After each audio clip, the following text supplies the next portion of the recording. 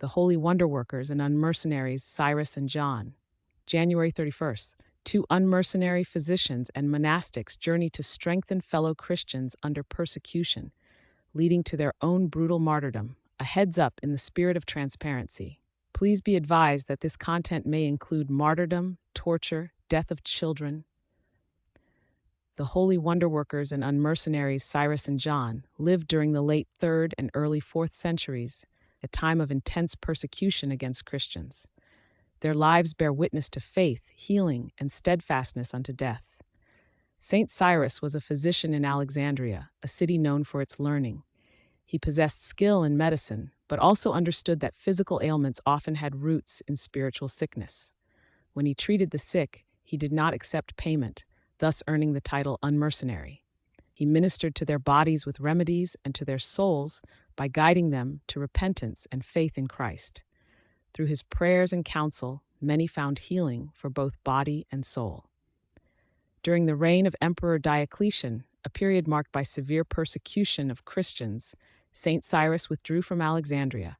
He departed for the Arabian desert, seeking a life of monastic asceticism.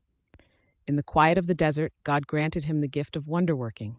Through prayer alone, he healed those who came to him, demonstrating the power of faith beyond earthly remedies.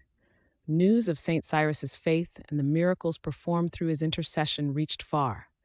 In the city of Edessa, a soldier named John heard these accounts. Moved by what he learned, John left his military service and traveled to the Arabian desert to find Saint Cyrus. Upon meeting him, John recognized a profound spiritual guide. He became Cyrus's devoted disciple, embracing the ascetic life and serving God alongside his elder brother in Christ. The persecution intensified, reaching various parts of the Roman Empire. Saints Cyrus and John learned that a devout Christian woman named Athanasia, along with her 3 young daughters, Theoctiste, aged 15, Theodota, aged 13, and Eudoxia, aged 11, had been arrested in Canopus, Egypt. They were being subjected to torture for their confession of Christ. Athanasia and her daughters faced severe duress, and Saints Cyrus and John felt compelled to strengthen them. They traveled to Canopus, entering the prison to offer spiritual support and encourage the women to remain steadfast in their faith. Their presence in the prison became known to the persecutors. Consequently, Saints Cyrus and John were also arrested. They were subjected to brutal tortures, which were carried out in the presence of Athanasia and her daughters. The intention was to break the resolve of the women by forcing them to witness the suffering of the holy men. However, the martyrs remained firm in their confession. Their endurance served as a powerful witness, fortifying Athanasia and her daughters. After witnessing the unwavering constancy of Saints Cyrus and John, the Holy Mother Athanasia and her 3 daughters were beheaded for Christ.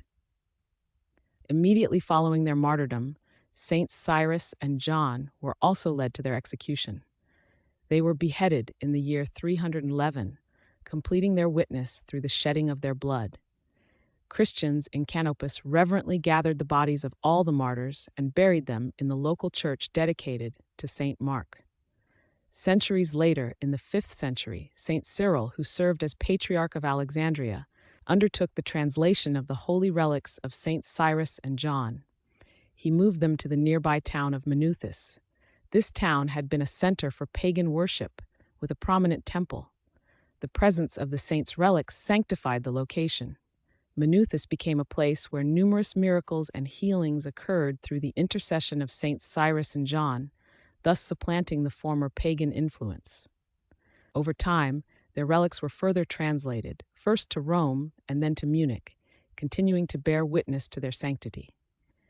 The Church commemorates the martyrdom of Saints Cyrus and John on January 31st.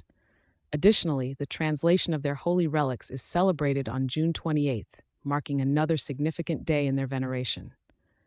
Through their lives of healing, asceticism, and martyrdom, Saints Cyrus and John continue to serve as intercessors for the faithful, particularly for those suffering from sickness.